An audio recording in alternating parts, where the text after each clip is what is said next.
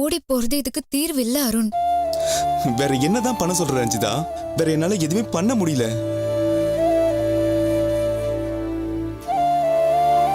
உன்கிட்ட பேசணும் போல இருக்கு. பக்கத்துல இருக்கிற பிள்ளையார் கோயிலுக்கு வந்துடுறியா?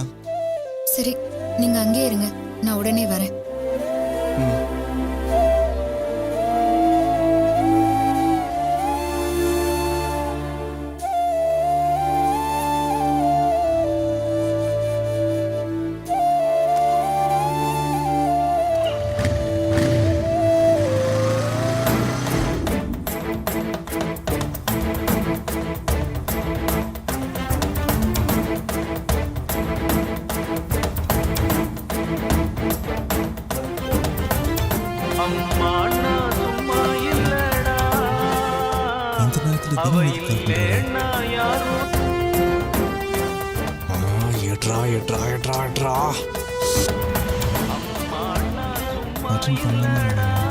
இங்கதானா?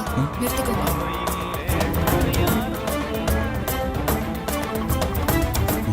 அப்புறம் பேசுறேன்.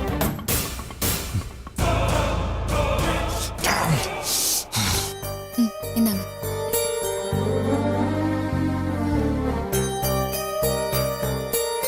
என்ன முடிவு பண்ணிருக்கீங்க அருண்?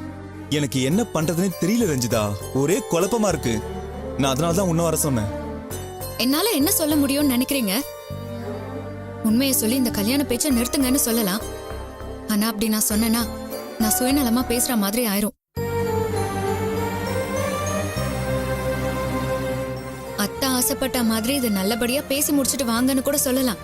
ஆனா அப்படி சொன்னா என் வாழ்க்கைய நானே தியாகம் பண்ற மாதிரி ஆயிரும். இந்த விஷயத்துல நான் என்ன நினைக்கிறேங்கிறத விட நீங்க என்ன பண்ண போறீங்கிறது தான் முக்கியம். ஐயோ, என்னால எந்த முடிவுக்கும் வர முடியல ரஞ்சிதா. ஏதாவது ஒரு முடிவை நீங்க எடுத்துதானே ஆகணும். வீட்ல எல்லாரும் ஒரு எதிர்பார்ப்போட உங்களை அனுப்பி வச்சிருக்காங்க. ஒரு நல்லது நடக்க போகுதுங்கிற சந்தோஷத்துல வேற இருக்காங்க. நீங்க என்னதான் பண்ண போறீங்க? எனக்கு சத்தியமா தெரியல. என் வேலையும் வாழ்க்கையும் அதுலதான் இருக்குன்னு வித்யா சொல்லி அனுப்புறா. அம்மா உனக்கு சம்மதமான்னு ஒரு வார்த்தை கூட என்கிட்ட கேட்கவே இல்ல. கேள்வியே கேட்காம நான் இதை ஏத்துப்பேன்னு அவங்க என்ன நம்புறாங்க. இன்னொரு பக்கம் உண்மையை சொல்லுவேன்ற எதிர்பார்ப்புல நீ இருக்க. நான் யாருக்காக யோசிக்கிறதுன்னு சுத்தமா எனக்கு தெரியல. இந்த சூழ்நிலையை உருவாக்குனதே நீங்க தானே அருண். என் தாலி வெளியே தெரிஞ்சப்பவே நீங்க எல்லா விஷயத்தையும் சொல்லிருக்கணும். அத மிஸ் பண்ணிட்டீங்க. இப்போ உங்க கல்யாணத்தை பேசி முடிக்க சொல்லி உங்களையே அனுப்பி வைக்கிறாங்க. இதுக்கு மேல என்ன நெருக்கடி உங்களுக்கு வேணும்? நிலைமை இவ்ளோ சீரியஸா போயும் நீங்க சொல்ல போனதை சொல்லாம அத்தை சொன்னதுக்கெல்லாம் சரின்னு தலையாட்டிட்டு வந்திருக்கீங்க. இல்ல ரஞ்சிதா, என் முடிவுதான் என் பையனோட முடிவுன்னு அம்மா ரொம்ப நம்பிக்கையா பேசுறாங்க. அந்த நம்பிக்கையை சட்டுன்னு என்னால உடைக்க முடியல. ஆனா ஒவ்வொரு சந்தர்ப்பத்திலயும் ஏன் நம்பிக்கையை மட்டும் நீங்க உடைச்சிட்டே இருக்கீங்களே, அது உங்களுக்கு உறுத்தவே இல்லையா? எப்போ உங்க அம்மா சொன்னாங்கிறதுக்காக உங்க கல்யாணத்தை பத்தி பேச நீங்களே தயாராயிட்டீங்களோ அப்பவே நான் எல்லாத்துக்கும் தயாராயிட்டேன். நான் ஆசைப்படுறது இனிமே நடக்க போறது இல்ல. அப்புறம் எதுக்கு நான் தேவையில்லாம எதிர்பார்ப்ப மட்டும் வளர்த்துக்கணும்? என் வாழ்க்கைக்காக என் உரிமைக்காக காலம் முழுக்க என்னால உங்ககிட்ட கெஞ்சிட்டே இருக்க முடியாது. உண்மையை சொல்லிடுங்க, என்னோட சேர்ந்து வாழுங்கன்னு இதுக்கு மேல உங்களை நான் கட்டாயப்படுத்த விரும்பல அருண். நீங்க யாருக்காகவும் யோசிக்க வேண்டாம்.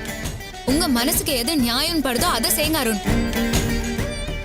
ஆனா ஒண்ணு, இந்த கல்யாண பேச்சு மட்டும் நீங்க நல்லபடியா பேசி முடிச்சிட்டு வந்துட்டீங்க, அதுக்கப்புறம் நான் உங்க வாழ்க்கையிலேயே இருக்க மாட்டேன். நாம பாத்துக்கிறதும் இதுவே கடைசி முறையா இருக்கும். ரஞ்சிதா, என்ன ரஞ்சிதா பேசிட்டு இருக்க? அருண், நான் உங்களை மிரட்டுறேன், நீங்க தப்பா எடுத்துக்காதீங்க அருண். இப்போதைக்கு ஒத்துக்கிற மாதிரி பேசிட்டு வந்துட்டேன். கல்யாணத்துக்குள்ள எப்படியாவது நான் என் அம்மா கிட்ட உண்மையை சொல்லிடுறேன், நீங்க சமாதானம் சொல்லுவீங்க. ஆனா அப்பவும் ஏதாவது பிரச்சனை வந்து கண்டிப்பா உங்களை பேசவே விடாம பண்ணிரும். நம்பி நம்பி ஏமாறதை விட இப்போ இருக்கிற வேதனையோடவே இதுல இருந்து ஒதுங்கிடுறது நல்லதுன்னு நினைக்கிறேன். என் வாழ்க்கை பொழைக்குமா இல்லையாங்கிற கேள்வியோட என்னால காலம் முழுக்க இருக்கவே முடியாது அருண். ரஞ்சிதா, நான் எங்க அம்மாவுக்கு பயந்தவன் தான், ஆனா கோலை கிடையாது. என்ன அவ்வளவு மோசமான நினைச்சிட்டியா? ஆனா காதல் அழிச்சிட்டு இன்னொருத்தைய கட்டிக்கிற அளவுக்கு நான் அவ்வளவு கேவலமானவன் கிடையாது. என்னால் தெளிவா முடிவெடுக்க தெரியாம தான் நான் உன்கிட்ட அட்வைஸ் கேட்டேன். அது ஏன் தப்புதான். என்னை மன்னிச்சிடும். இந்த பிரச்சனை எப்படி முடிச்சுக்கணும்னு எனக்கு தெரியும். நான் பாத்துக்கிறேன்.